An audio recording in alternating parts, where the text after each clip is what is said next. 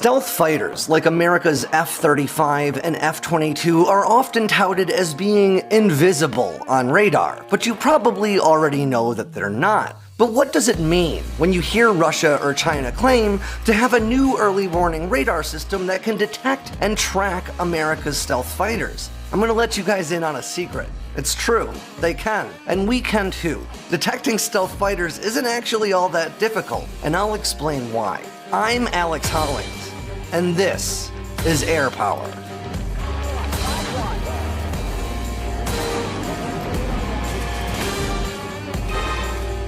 Stealth fighters, or the fifth generation of fighters, are a fairly small fraternity. We're talking about the F-22 Raptor, the F-35 Joint Strike Fighter, the Chengdu J-20 Mighty Dragon, and the Su-57 Felon. And of course, not all stealth fighters are created equal, and these aircraft all produce very different radar returns. But one thing they have in common is a stealth design meant to minimize the aircraft's radar signature, delaying or sometimes even preventing detection.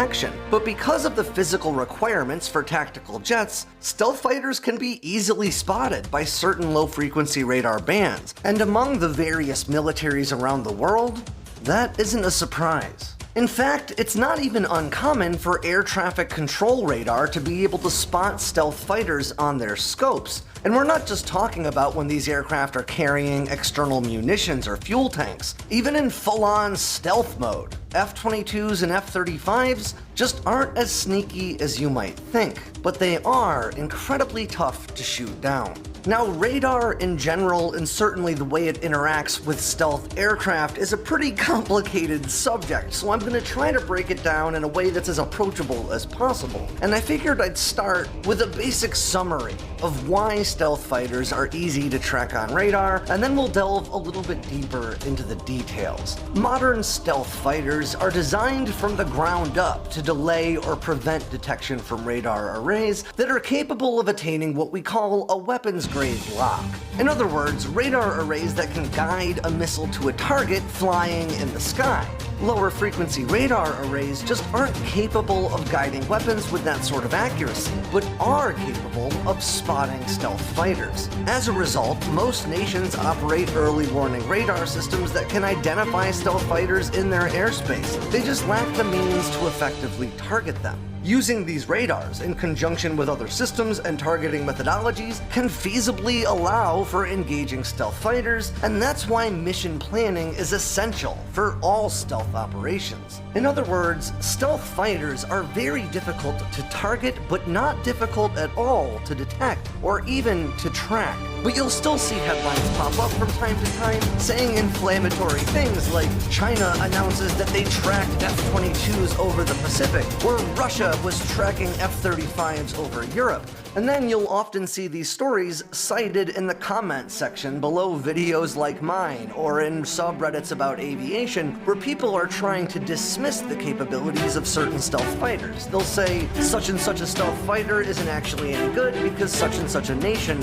has a radar that can track it. And trust me, I can understand why that seems bad. After all, we're all sort of brought up on this idea that stealth is, in large part, all about delaying or preventing radar detection. And that is true, but you need to understand that stealth is complicated. And to be honest, so is radar.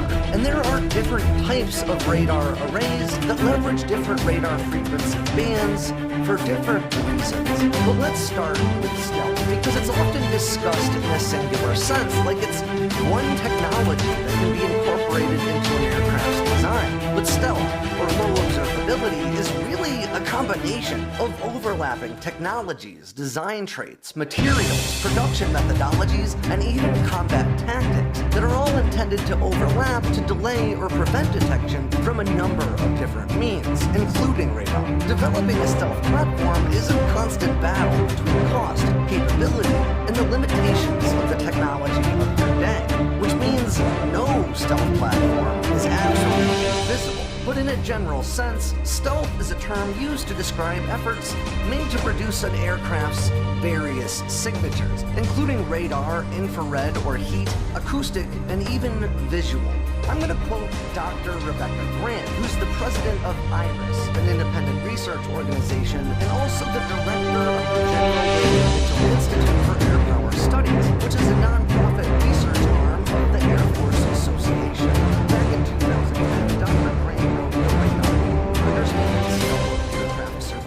Sustainability for the Mitchell Institute, and she said, "The idea for stealth aircraft is to